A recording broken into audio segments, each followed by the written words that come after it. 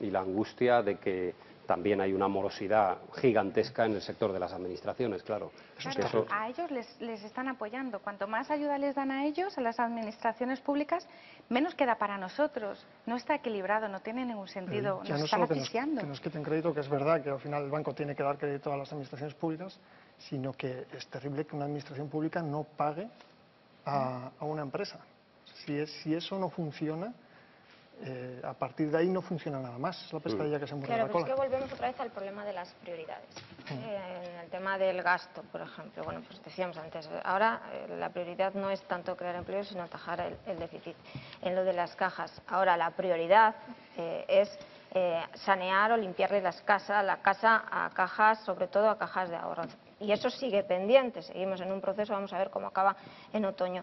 Pero eso va en paralelo a que es el sector público, son las administraciones las que se están quedando incluso con esos recursos por los agujeros que tienen, agujeros que ellos están ahora mismo tapando y se destaparán además cuando se pase todo el clima electoral, hasta después de las elecciones. Entonces, cuando pasen las elecciones, toda la prioridad volverá a ser a ver cómo arreglamos los agujeros que alcalde tras alcalde empezará a denunciar porque ahora los ocultan porque se presentan a las elecciones. Entonces, es como un círculo vicioso donde al final el paro, lo que preocupa realmente al ciudadano, acaba siendo el último elemento en el que se van a poner a trabajar. Es verdad, porque hemos escuchado discursos políticos de hay que sacrificarse, hay que cambiar la mentalidad, todos tenemos que esforzarnos, y es verdad. Todos tenemos que tirar del país hacia adelante y hay que arriesgar y habrá que más movilidad, porque a veces pues tenemos el ejemplo de otros países donde hay más movilidad de los jóvenes, a la búsqueda se renuncia a tu casa, a tu seguridad y te cambias de comunidad o de estado, en el caso de Estados Unidos, para aceptar un trabajo. Pero para que la sociedad arriesgue se tiene que poner las condiciones, las bases, y esas bases solo la pueden poner los políticos, y no las vas a poner tirándote el parado a la cabeza. Entonces, claro, evidentemente que tenemos que tirar entre todos, pero yo sigo echando en falta una política que no sea solamente la de ir parcheando y que realmente establezca esas condiciones. Pues es que tenemos muchas cosas pendientes: educación, energía, esa reforma de las administraciones públicas, todo. No sea la reforma laboral, se hace a medias, todo se va haciendo a medias, se va parcheando y al final no sirve para nada. Perdona, Elena. Que estoy de acuerdo completamente con Carmen. Y en cuanto a la formación que decía Belén, yo estoy viviendo el caso contrario. Yo intento contratar a personal en prácticas y no vienen. O sea, sí, yo veo a la juventud muy dormida, exigen muchísimo. Yo las entrevistas que he hecho durante este mes, la mayoría de los becarios que no han terminado ni siquiera la carrera me piden un mínimo de 600 o 700 euros para entrar a trabajar media jornada. Que dices, bueno, pues es que por poco más pago un experto. A mí no me importa pagarles un poco más, pero que tengan esa formación, esa experiencia. Entra, trabaja, fórmate y irás cobrando como el resto. Si ellos trabajan y ganan, yo estoy ganando. Yo creo que nos podrían ayudar mucho si ayudaran a que pudiéramos contratar a más personal. En sí, el emprendedor, el empresario, podría afrontar nuevos proyectos, habría menos tasa de desempleo y podríamos hacer frente mejor a los gastos que tenemos día a día. Porque yo no creo, solo un pequeño apunte, yo no creo que los jóvenes están dormidos. Por ejemplo, la experiencia nuestra en el periódico, que son dos realidades distintas, a lo mejor tú ofreces otro, se pelean por entrar como becarios a cambio prácticamente de nada. Incluso yo miro un poco alrededor y veo que lo que antes no estabas dispuesto, y gente que antes no estaba dispuesta a hacer determinadas cosas, y por eso hay tanta economía sumergida, porque estás renunciando a muchos derechos y en parte son los jóvenes. Y si no salen a la calle, posiblemente, a mí me parece que sea por el escepticismo, porque piensan no arreglo nada, y porque para tener al frente esos capitanes que son esos líderes sindicales yo no salgo a la calle, y porque en este país, a diferencia de otros países, hay un colchón familiar que te tiene entre algodones y que te protege de una manera que dices, bueno, pues ya vendrán tiempos mejores. De momento tengo el cobijo en mi casa, aunque sean dos jubilados los que me están ayudando a mantener y a seguir estudiando, pero yo no creo que los jóvenes... A ver, Juan Ramón, tirando de este hilo del que estamos ahora... Sí, a mí me gustaría un poco ir a las causas últimas, porque muchas veces nos quedamos en la impresión más inmediata, que es correcta, pero hay que ver de dónde viene esa impresión más inmediata. No es del todo acertado decir que no se gasta y que no hay crédito. El problema, de hecho, es que se gasta demasiado y que hay demasiado crédito, pero hay demasiado crédito malo.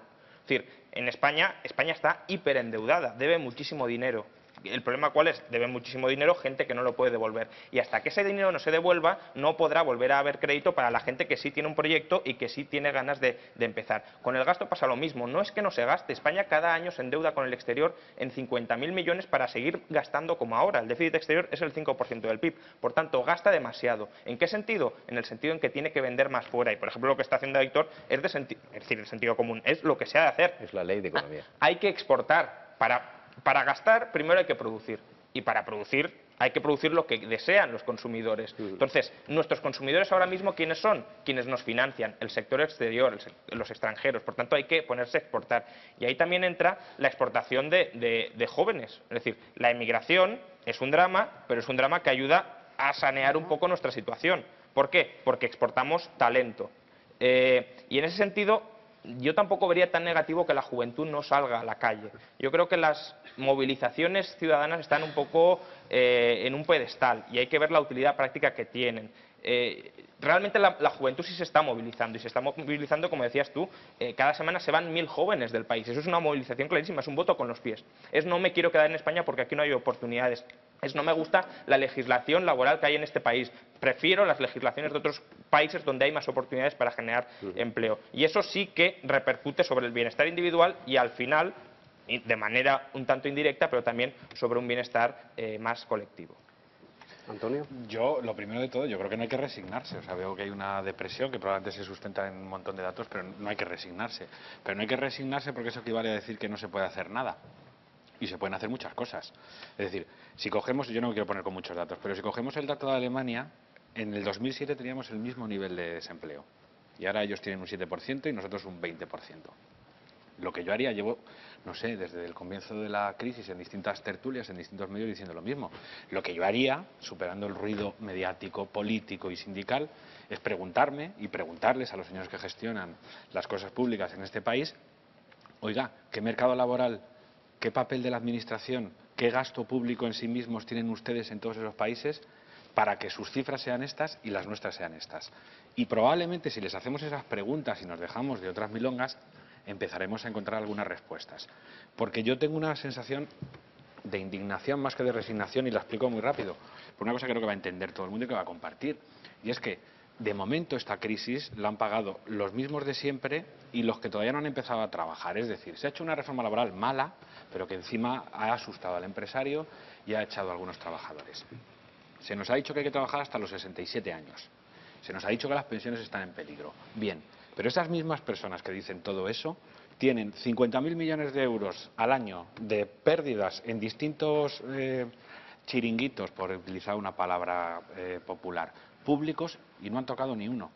Esas mismas personas acumulan una improductividad de 35.000 millones de euros, que es lo que se dice, creo que el Gabinete de Estudios del BBVA lo decía, en improductividad de la administración. Es decir, solo con dos datos he dicho que hay 85.000 millones de euros que las mismas personas que le están diciendo a la gente te tienes que ir al extranjero, no puedes trabajar a ti, al empresario le obliga a cerrar, al trabajador hasta los 67 años, esas mismas personas tienen bastante dinero del que sacar si la opinión pública y si la ciudadanía y si los medios de comunicación y si los agentes sociales empezamos a recordarles una cosa muy básica, que su trabajo es otro. 85.000 millones, John, solucionarían una parte del problema, ¿no? Bueno, a nosotros a lo mejor, a Portugal claramente no, porque hoy dicen que son 100.000. Yo quería señalar varias cosas y voy a tratar de ser rápido y específico. Uno, decía Hegel, el filósofo alemán, hemos hablado de los alemanes, que el búho de Minerva sale a volar al atardecer. El búho de Minerva es la representación clásica de la sabiduría y del ingenio humano, y claro, en momentos de crisis, cuando es el atardecer, el crepúsculo, pues es cuando se agudiza el ingenio, ¿no? Pero aquí le disparan al búho, John. Bueno, probablemente. No faltará quien le dispare al búho. Sí, sí. Pero en este caso lo que estamos viendo, y el caso de Aitor y el caso de Elena son ejemplares, vemos cómo efectivamente él decía una cosa, estoy exportando, o sea, por primera vez España está volcándose en la exportación. No sé si estará desestocando o cuál será el término técnico, pero por primera vez los productores españoles están pensando en exportar, porque allí es donde hay dinero, fuera hay dinero, en España no lo hay. Una segunda cuestión era señalar que yo creo que ya el tema de la economía de la demanda, que es lo que estábamos hablando, Aitor lo ha dicho, la gente no quiere gastar, con lo cual no hay actividad, está todo parado, nos salimos fuera. Decía Ernesto, se ha desplomado el gasto. Bueno, esto al final ha sido la profecía autocumplida. Durante muchos años toda una escuela económica nos ha venido diciendo que aquí hay economías productivas y hay economías de gasto, y que la nuestra era una economía de gasto, que se financiaba a través de un crédito infinito que se volcaba en nuestro país y que nos permitía gastar alegremente por encima de nuestras posibilidades, como se ve cada vez que vemos la balanza por cuenta corriente, y que nos llevaría, pues eso, a un hecho diferencial frente a otras economías que en cambio se empeñan en producir. Creo que Juan Ramón lo ha dicho, y es que primero, si tú quieres tener algo para gastar, tendrás que producir y vender. Porque si no, no te puedes estar financiando permanentemente de la maquinita del Banco Central Europeo o del dinero que fluya del exterior. O sea, si tenemos un problema que ya lo teníamos en la época de Aznar y en la última época, en su última legislatura, y es el déficit por cuenta corriente. El país necesita más dinero del que tiene para financiar sus necesidades. Eso que estamos financiando es un Estado monstruoso que ahora mismo ocupa el 46% de la economía. Y eso me lleva a un segundo punto. Lo que nos está pasando ahora es que nos faltan recursos. La economía toda la vida ha sido la ciencia, el estudio de la administración de los recursos escasos ante las demandas crecientes. Bueno, lo que nos ha pasado a nosotros es que hemos estado viviendo muchos años pensando que eso no era así y que efectivamente, como hablábamos de una economía singular basada en el gasto, pues aquí había recursos infinitos para financiar las tonterías mayores. Y con eso hemos sido muy complacientes frente a auténticas barbaridades que se han hecho. Entre otras cosas, por ejemplo, los miles y miles y miles de coches oficiales que hay en este país en cada uno de los organismos públicos. Eso nos ha llevado a que, por una parte, asignemos los recursos, como cuando hay un Estado que ocupa el 46% de la economía, el que está asignando los recursos no es el mercado. El mercado lo está haciendo de una manera subsidiaria.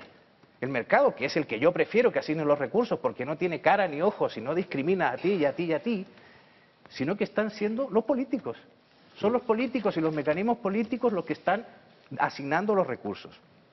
Y por último quería terminar con una sola cosita. Vale. Y es, como los políticos son los que asignan los recursos, además son los que hacen las leyes. Y entonces tenemos innumerables leyes y como la técnica legislativa se va depurando, resulta que tenemos leyes magníficas para Iberdrola, para Endesa, para el Banco de Santander, para grandes compañías. Y no tenemos leyes para estas pequeñas compañías.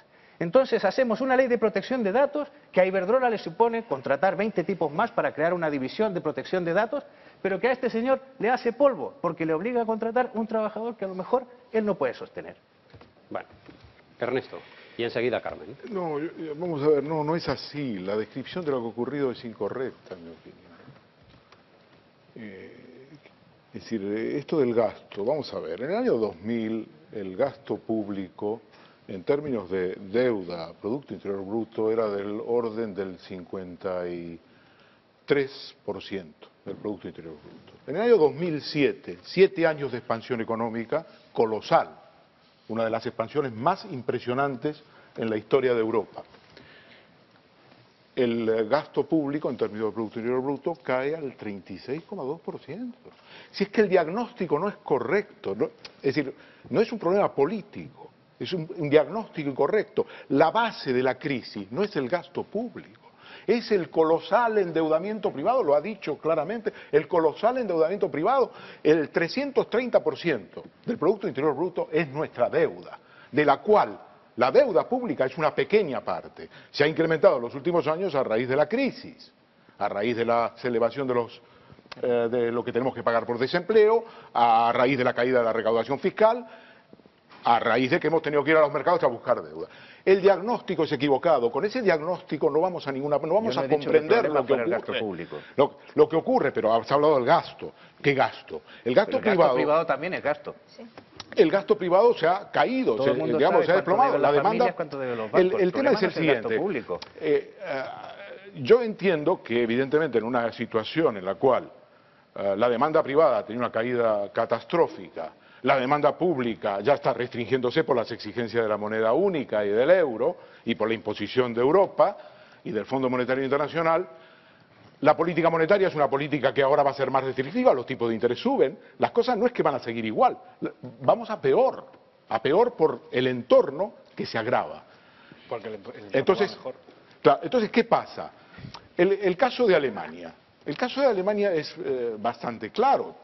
Es público, porque todos sabemos lo que ocurre en Francia, en Alemania, en Italia, en todos esos países. Alemania ha contenido el paro con una política muy inteligente al principio, en lugar de pasar lo que ocurrió en España, hizo la famosa Kurzarbeit, que es la jornada corta, una parte del desempleo lo financiaban los empresarios y otra parte el Estado. ¿Por qué? Porque no querían despedir, porque Alemania es una potencia exportadora. El problema es que, humildemente, comparar España con Alemania es realmente, en fin, estar fuera de lugar. Estamos hablando de la primera, no, fuera de lugar digo, no lo digo por ti, no, pero que digo, puedes elegir es decir, estamos hablando de la primera, de una, en fin, no es la primera, es la segunda, la tercera potencia exportadora del mundo. El valor añadido de la industria alemana es una